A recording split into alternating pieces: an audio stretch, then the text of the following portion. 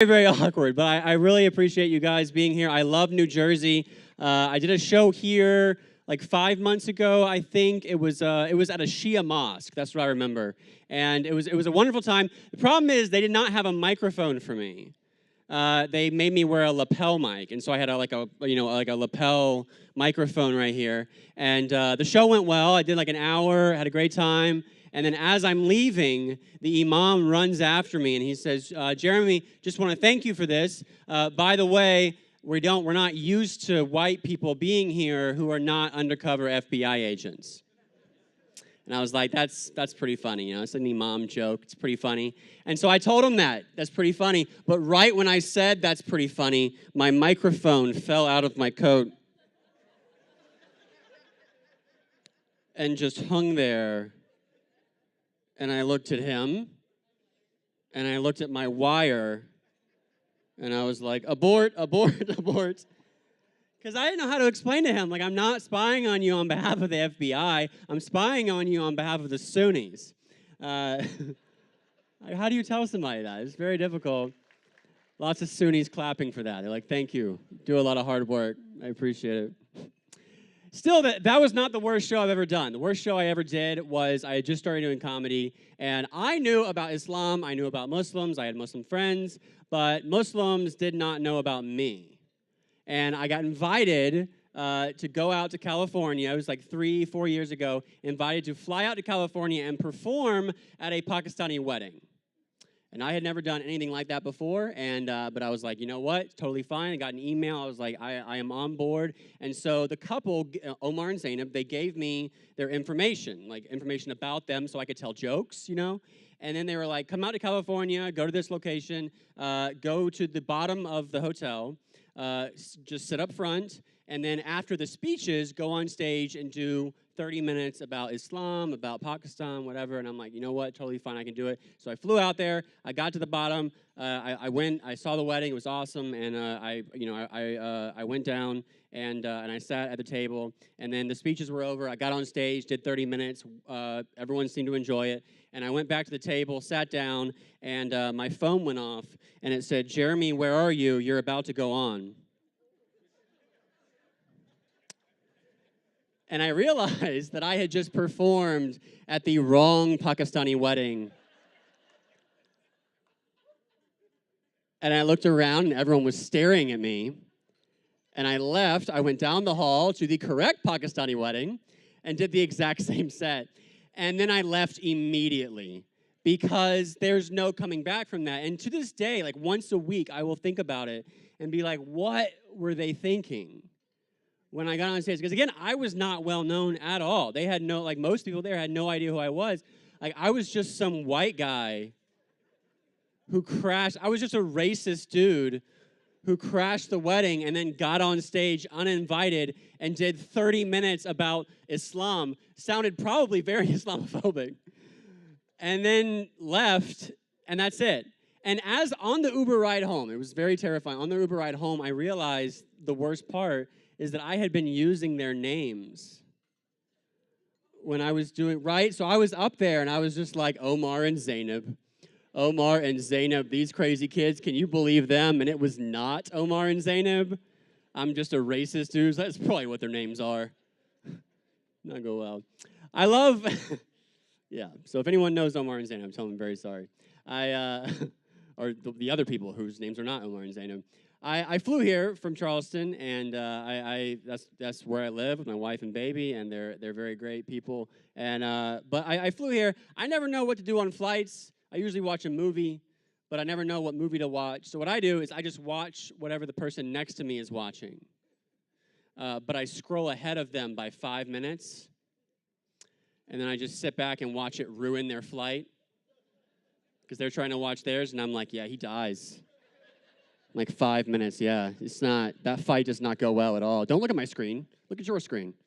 Look at your screen. Oh, man, wow, yeah, you'll wait. You'll see. You'll see in like 5 minutes. That's what I do. One problem I have traveling is I always forget what city I'm in.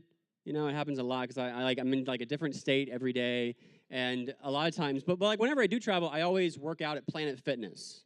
Okay, there's one in like every city. And so recently I was on the road and I was working out in Planet Fitness, and I saw a guy wearing a shirt that said Charleston, South Carolina. And I got real excited because that's where I'm from, and it's not that big of a city. It's famous, but it's not that big of a city. It's a few 100,000 people. And I walked up to him and I was like, "Hey man, are you from Charleston?" And he was like, "Yeah." And I was like, "Oh, cool. Like, were you born in Charleston?" And he was like, "No." I was like, "Where are you really from?" And he said, "Ohio." And I was like, "Oh, that's cool because I'm from Charleston." He was like, "Okay." And I'm like, "Yeah, I was born in Charleston." And he said, "Leave me alone." I was like, "All right, fine. I'll leave you alone. I don't know what's going on there." So I'm back to my machine. I was like working out. And halfway through my workout, I realized I'm in Charleston. Like, I had totally forgotten where I was. I was in Charleston. And I had just walked up to this dude like, "Hey, man, you from Charleston?" "I'm from Charleston." "Were you born in Charleston?" "Because I was born in Charleston. Maybe we can be best friends." And so I did what I normally do. Like, after that happened, I drove home, which took me a lot less time than I thought it was going to take me. And I got home and I told my wife what happened. And I was like, "This guy must have thought I was an idiot." But halfway through the story, she was like, "Jeremy, he didn't think you were an idiot. What race was he?" I was like, "I was like an Asian guy." And she's like, "Yeah, he thought you were racist." And then it hit me like, oh no, I had just walked up to this guy in Charleston and been like, "Hey man, you from Charleston?" "Yeah, but were you born in Charleston?" "No, like, where are you really from? Like, where are you from is what I'm asking, because I'm from Charleston. All right, I was born in Charleston. We're going to make Charleston great again," is what I'm saying. This is not at all what I meant. This is not at all what I meant. Yeah, I don't want to seem racist. I've experienced racism myself against white people. It's a thing that happens sometimes. I was in Mississauga, which is like the Pakistan of Canada. I don't know if you guys have been there. But I was there. I performed at an event called Muslim Fest, which, like, I'm not Muslim, but I am festive. And so they were like, "You can perform." And it was like 10,000 people. I had a lot of fun. And afterwards, I went home to my hotel, and I looked on Twitter. And there was this picture on Twitter of these two girls who were Pakistani. And they were like, "We got to meet Jeremy McClellan." And it was the two of them with a selfie with a white guy who was not me. I was just like, you know what? We don't all look alike. Is what I'm saying. Uh, I like having. I have a lot of fans, and like, my fans are evenly split. I have like half Catholic fans and half Muslim fans. And I like it when I go to comedy clubs, because I don't know if you know this about comedy clubs, but they make all their money selling alcohol. And I have to tell them, like, just so you know, like, half of the people that like come and see me are not going to buy alcohol. And they're like, "Why not?" And I'm like, "Because they're like devout Muslims. They drink at home, and like they're not gonna waste money. You guys aren't gonna waste money. Like, you're very frugal people. You're not gonna waste money." And they're like, "Oh, so we're going to lose money?" And I'm like, "No, because the other half are Catholic, and they'll drink twice as much, and so it'll balance out. You'll sell the same amount, but it'll be like, it'll be pretty good." I don't know. It's weird being Catholic right now, because I feel like just like it's weird, because like, I don't know if you've seen the numbers, but like, our population of Catholics are going down, and you guys seem to be doing pretty good. And it's true. Like, like, it's balancing out, and I'm like, it's fine. But one of the effects of this is that there are a lot of churches that are being turned into mosques. You guys have these in your area? There are a bunch of them, right? There's like a bunch of mosques that used to be churches, and that's fine. But what I don't like is when you guys don't even change the outside of the church. You keep it looking the exact same. Sometimes you leave the cross on top, and you're like, "It's a T for takbir," and you can come in. Sometimes I feel like you're trying to trick us, right? I feel like you're trying to trick us. You're like, "Come on, it's fine." And I know, this is what I worry about. I know that at some point there's going to be like a dumb Christian family that moves in down the street, starts attending, and just never realizes that it's a mosque. They're just like, "Man, we've been going to this new church, and it's very different. I tell you, man, like, all the church services are on Fridays. Super convenient. They make you take your shoes off before you walk in. It's very Japanese. We love it. We love it. What else? All the baptisms are in the bathroom. It's just very wet in there all the time. No, they're very devout Christians. They baptize themselves like 5 times a day. They are on fire for the Lord. Like, can I get an amen? Like, that's where they're at. And we've been going about 2 years, still have no idea what they're saying, but we never learned Latin, so it's our fault. It's our fault. I feel like that's what's going to happen. I don't know Latin. I think it makes me a bad Catholic. I'm trying to learn Urdu. Anyone here speak Urdu? I'm trying to learn it, not so I can talk to people. I don't care about that. It's just so I can tell what they're saying in the comment section on my Facebook page. Because there's a lot of Urdu on there, and a lot of times it's in all caps. And I'm like, they're mad about something. I don't know what's going on. I hope it's not me. This all started like a few years ago. I got a comment on one of my statuses that went viral, and it said, "Jeremy, you're my favorite Gora." And I was like, I don't even know what that means. So I put that into Google Translate, and Google Translate said it means horse. And I was like, why would that? Is that good in Pakistan to be a horse? I have no idea. Gora means white person. I did not know that. I'm like, okay. So I was like trying to make sense of it. I'm like, okay. So like in India, it's the cow that's the sacred animal. That means in Pakistan, it must be the horse that's the sacred animal. And I'm their favorite one. I'm like, you know what? I am fast, powerful. I'm a very good Gora. I went to Pakistan a year ago. I had a wonderful time there. I made a mistake, though. I went in August, which is the hottest time in the world to go, and I was very, very hot, and I was complaining about being hot. Everyone else was complaining about being hot, and so they were saying, "Germi," which means I'm hot, right? I did not know that, so I'm next to people in the market, and then, like, in a narcolepsy market, I'm like next to them complaining, and I'm like, it's actually Jeremy. So, you know, I'm so arrogant. I'm like, it's not Jeremy, it's Jeremy. I mean, I know you recognize me and everything. I know you recognize me. But, like, it's Jeremy. It's Jeremy. Just so you know. It's not what happened. I don't know. It's fine. I'm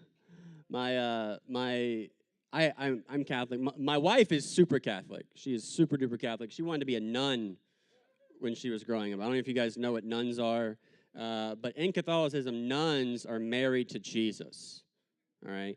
And so she planned her whole life to marry Jesus, and then they broke up. Apparently, before the wedding, she left him at the altar. He's still there. You can go see him. And it's a great altar joke. Don't back away from that. And then, that's true, though. She decided not to be a nun. She decided to marry me instead, which I don't know if any of you have wives whose ex-boyfriends are a lot more successful than you, but I do, because my wife's ex-boyfriend is Jesus, and it's hard. I don't think she's over him. She talks to him every day, and she like talks to his mom too. It's like she likes that mother-in-law more than my mother-in-law. It's very, very difficult. I don't know. Stuff. But I do love my wife, and the thing I love about my wife is that she gave me my baby Jewel, guys. My wife, we have a baby. It's 8 months old now, Jewel. I don't know if you guys have seen pictures of her on social media that I put like every time. She's awesome. I love Jewel. Her name is Jewel. We'll change it later when she converts to Islam, but it's Jewel for now. And I want like tons of kids, you know, like my wife, I told my wife, I was like, I want like 10 kids. And she was like, Jeremy, I don't want 10 kids. And I was like, no, you don't understand. I said, I want 10 kids. Whether they're all yours is up to you. Like, I'm just telling you. I've been hanging out with these Muslims. They said I can get 3 more, so like it's totally fine. But it's weird. Like I was in Jordan, all right? You guys know the organization Helping Hand? Helping Hand is a wonderful organization, and I was there in Jordan with them and on Omar Suleiman, and doing a lot of work there. And they were very nice. They arranged for me to be driven to Mass every Sunday morning. And so I went to Mass every Sunday morning in Jordan, in Amman, Jordan. And so I go to church, and obviously everyone there at church is Filipino. Did not expect that at all, but everyone there is Filipino. And I meet these 2 nuns. And I talk to the nuns, and the nuns, I tell them what I'm doing there, and tell them they're with Helping Hand, and they get real quiet, and they say this is absolutely true. They said, now, we love Muslims, okay? but they have a lot of babies. And we used to have a lot of babies. So you have to have a lot of babies. And I was like, whoa, whoa, whoa, whoa, whoa. This is on me? Like, I have to have 800 million children just to, like, cover up this? But I came home, and we have Jewel, and we love Jewel, but we have started to worry that she might be Muslim. All right? And there's been a few signs. Number one, she was late, right?